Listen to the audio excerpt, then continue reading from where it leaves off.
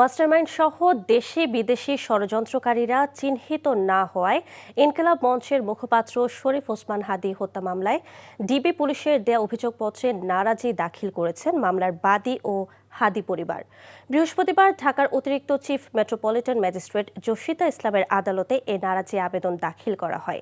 এর আগে গত সোমবার সকালে মামলার বাদী ইনকিলাব মঞ্চের সদস্য সচিব আব্দুল্লাহ আল জাবের অভিযোগপত্র পর্যালোচনার জন্য আদালতে হাজির হয়ে সময়ের আবেদন করেন। শুনানি শেষে 2 দিনের সময় দেন আদালত। এর আগে গত 6 জানুয়ারি এ মামলার তদন্ত কর্মকর্তা ডিবি পুলিশের পরিদর্শক ফয়সাল আহমেদ 17 জনের বিরুদ্ধে অভিযোগপত্র দাখিল করেন। এতে প্রধান আসামি ফয়সাল করিম মাসুদ ওরফে দাউদ, ফয়সালের সহযোগী আলমগীর হোসেন, ঢাকা মহানগর উত্তর যুবলীগের সাংগঠনিক সম্পাদক তাইজুল ইসলাম চৌধুরী সহ 17 জনকে আসামি করা হয়। এ মামলায় গ্রেফতার 11 আসামি কারাগারে রয়েছে, বাকিরা পলাতক।